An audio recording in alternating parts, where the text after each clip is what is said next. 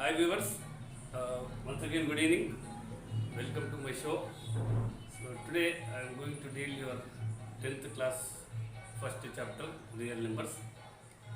Let me concentrate on some of the important questions and the concepts whichever are required to you to solve any problem given in your 10th class. Right? So let's before we start up what actually is real number concept, let me see a simple division which every school student can solve. If I want to divide 13 by a number called as 4, let's see what happens. 4 when you divide it by 3, 4 3 is a 12, remainder is 1. This is a simple division which everyone can do, and don't say that I am poor at mathematics, right? Next, I am taking 28, let me divide it by 5 and see what happens. When 28 is divided by 5, 5 5s are 25, you are going to get the remainder. Now this type of division, the meaning of this one is, if 13 chocolates are given and asked to divide among 4 students, then the meaning of this one is each student gets 3 chocolates and 4 into 3 12. 1 chocolate is a remainder. What we call as remainder. Similar lines, when 28 chocolates are given for 5 students, they can distribute, they are going to divide it 5 each. So 5 into 5 gives you 25 chocolates and remaining are 3. This one we call as remainder. So this is the way we used to divide in our school lower classes. Now if you concentrate on this one, I can write this one as the entire story. I can write it as 13 chocolates when given to 4 students. Each one gets 3 chocolates. 4 into 3 is 12 and 1 chocolate will be the remainder. So, coming to this one, you can represent this one again in the same form. When 28 chocolates are given to 5 students, each student gets 5 chocolates and then there will be a remainder of 3 chocolates. And when you look at these two are in the form of A is equal to B into Q plus some remainder R. Now what does A represent? The total number. B represent the number of friends. Q represents number of chocolates each student get. R represents how many chocolates left out. This one in mathematics we call as Euclid algorithm. This is nothing but Euclid algorithm. So A is equal to BQ. A is equal to BQ plus R. And my question is, when something, some number of chocolates are being distributed between some of the students, you will get the remainder 1, 2, 3, 4, no problem. When it is divided by 4, when 4 students are distributing, then you can get the remainder. There can be nothing balance, nothing remainder. There can be 1 remainder. There can be 2 remainder. There can be 3 remainder. But when 4 friends are distributing chocolates among them, you cannot have 4 as a remainder, because if you say 4 as remainder, then those 4 chocolates can be divided among them 1 each. So you are not going to get the remainder. That's 4. Similarly, when some number of chocolates are distributed among 5 students, what could be the possible remainders? You may get 0 remainder, you may get 1 remainder, you may get 2 remainder, you may get 3 remainder, you may get 4 remainder. But 5 remainder is not possible, because when 5 candidates are distributing some number of chocolates, there cannot be 5 as a remainder. If 5 is a remainder, then I can say that These 5 can take 1 each. So 5 cannot be possible. On these two examples, what I can say is A is equal to BQ plus R is called as Euclid algorithm. Now, in this case, A is a dividend, B is the divisor, Q is the quotient, and R is the remainder. This is your earlier classes division. Okay, right. Let's see. So this complete division process, the examples which you have seen earlier, the two examples which you have seen, there we have wrote A is equal to BQ plus R. I used to say this as algorithm, the division algorithm. When it is written in the sentence form, it will be like this. If A comma B are two positive integers, if these two are positive integers, there exists a unique pair of integers Q and R satisfying A is equal to BQ plus R, where R value, I already told you, remainder can be 0 or greater than 0, but should be less than the number of friends who are going to distribute the number of chocolates. So this is called as division algorithm. So A is equal to BQ plus R. Condition, the value of this remainder will be greater than 0 or equal to 0, but it should be less than the number of friends who are going to distribute the chocolates. Right? Now, note, this could be asked for half mark question or 1 mark question. Division algorithm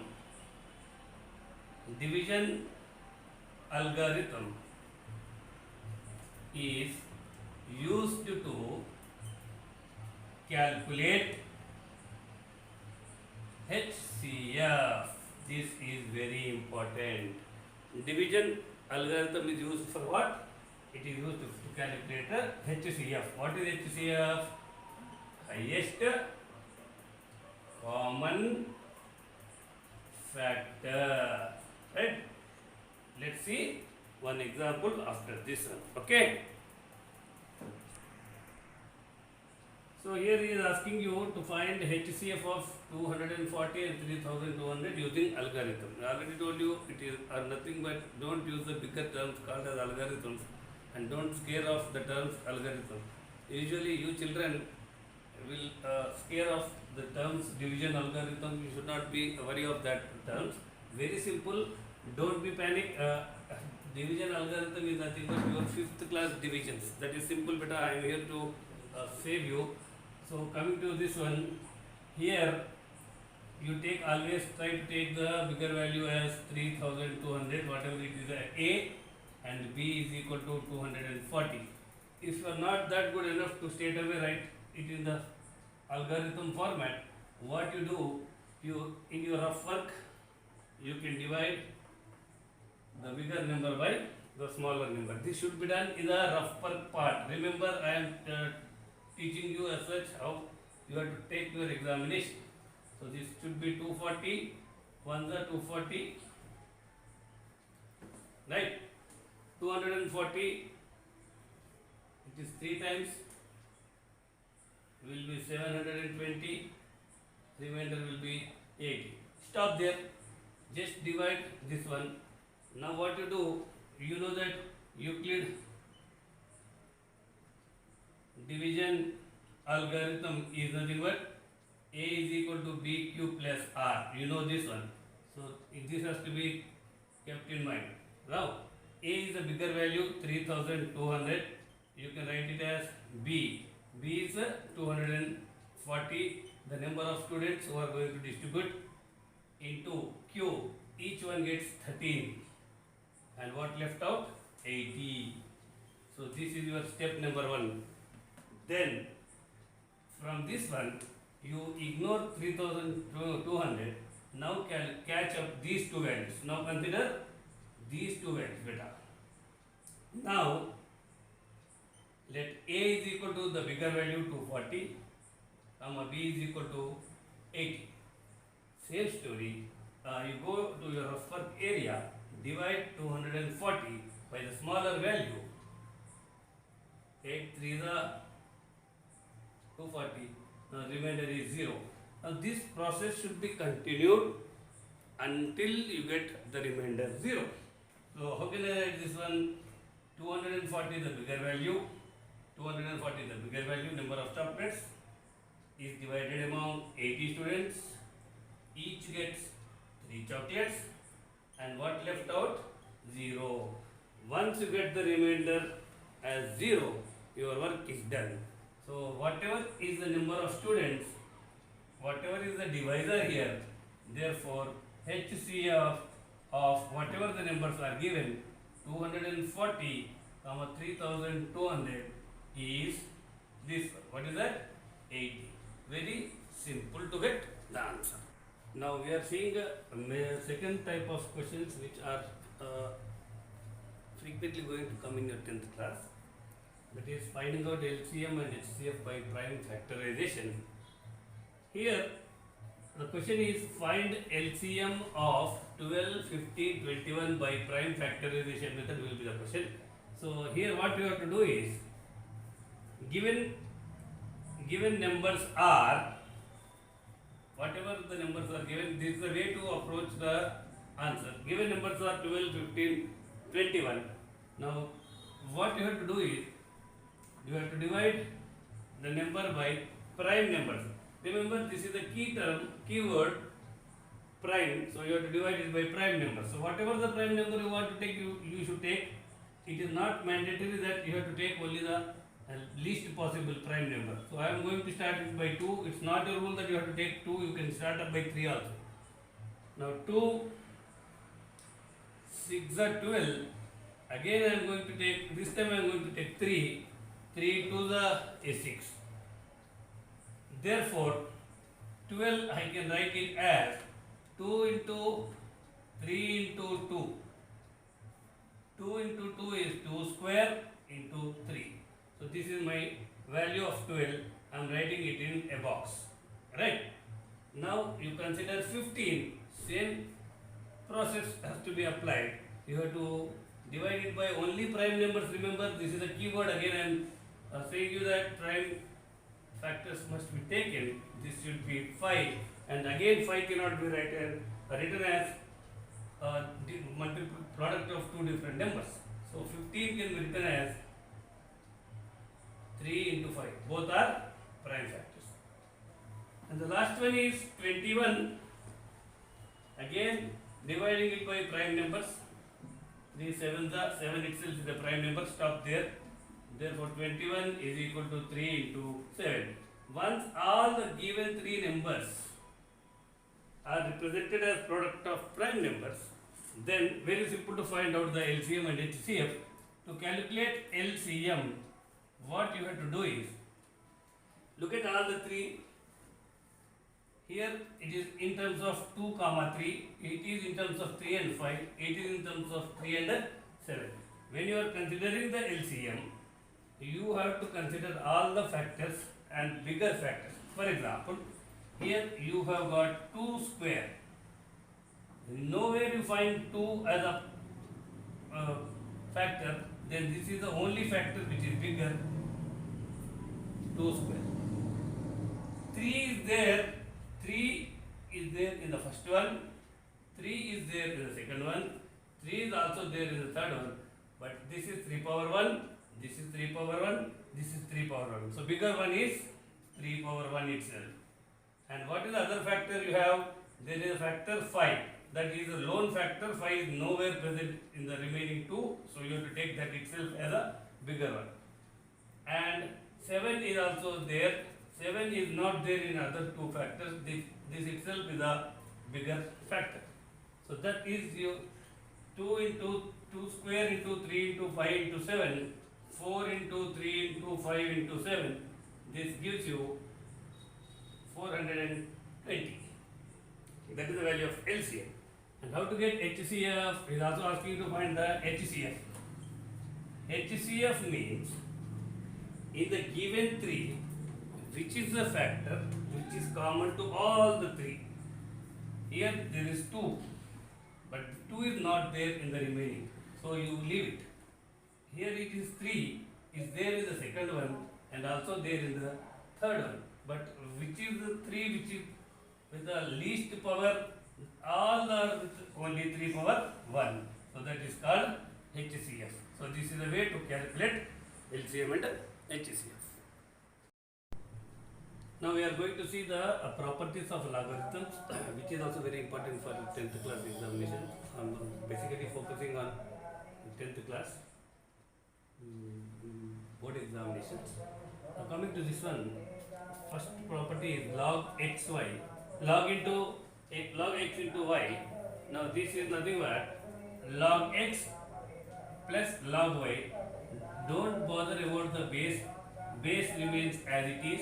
So log xy, if it is multiplication between them, that should be split into log x plus log y. This is called product rule. Similarly, log x by y, don't bother about the base, whatever is there that will be remain same in the right hand side also.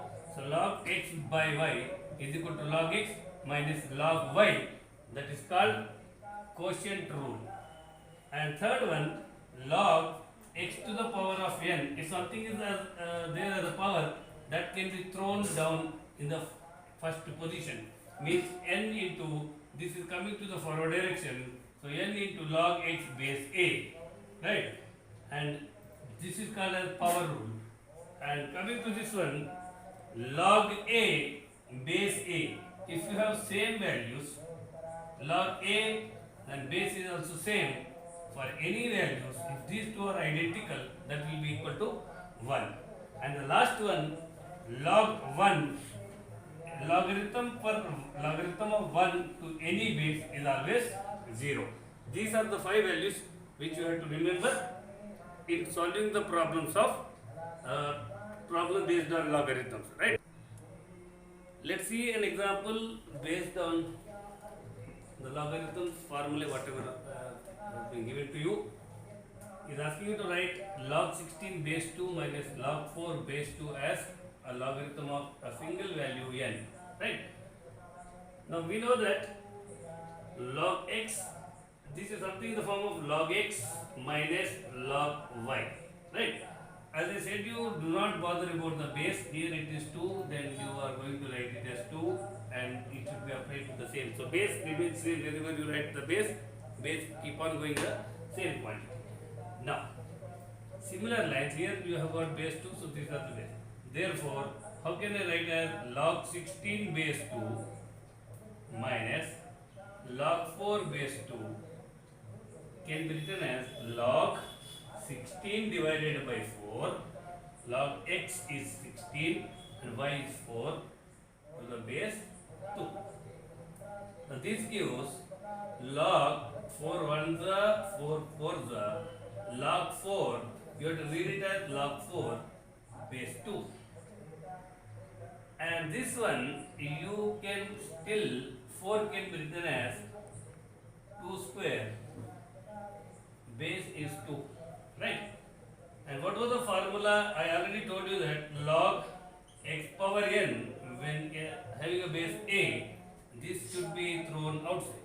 How can I write n into log x base a? This was the formula which we have already discussed, right? So similarly, here this 2 you have to throw outside. What left out is log 2 with base 2. Again, look at this one. The number and the base are same. We know that log a to the same base is always equal to what? 1. So the value of this one is 2 into log 2 base 2 is nothing but 1. So the value is 2. So you are able to write it as log 4 base 2. This is n. N is equal to 4 and base with 2 and the value is 2. Okay. This is one more example which is very important as far as your final examination of 10th class is concerned, based on logarithms again. Given if x square plus y square is equal to 12xy, then show that 2 into log of x plus y is equal to log 2 plus log 7 plus log x plus log y. Now look at this one. Here base is not given to you. So when base is not given, when he himself is not given you the base, you don't bother about the base. That is the way to approach. Right? Solution. So what is given to you? Is given that x square plus y square is equal to 12xy. Right? Now you have to prove 2 log x plus y is equal to this one. Now what I am considering is, I am considering RHS value. RHS value is 2 into log of x plus y. So when this is there, you know that log m power n is n log m. Means when something power is there, that can be thrown outside. So this is 2 here, you can take it as a power also. So this can be rewritten as log x plus y whole square. Right? I am taking this back to its normal position, that is the power. Now what is the value of this one? Log, this is x plus y whole square. You very well know the formula of x plus y whole square. What is that? X square plus y square plus 2xy. But what is x square plus y square given to you? It is given as 12xy. So in the place of x square plus y square, I can write 12xy. So this is log of 12xy plus 2xy. So what this gives you? This gives you log 14xy. Now this is in the form of, I can write this as log 14 can be written as 2 into 7 into x into y, but log a plus log b is nothing but log ab. If at all multiplication is there, a into b, that can be split into addition. So similar line, this can be written as log 2 plus log 7 plus log x plus log y. So this is nothing but this is LHS and this should be RHS. Hence we have proved. So this is the way you have to solve the problem based on logarithm. So thank you. So this is the way you have to solve the problem based on logarithms, and this is a revision part of your 10th class first chapter, real numbers. Please, if you like this one, you have to subscribe, and I will be thankful to you if you subscribe that, so that I can be able to do much more videos which can be useful to you and your children. Thank you very much.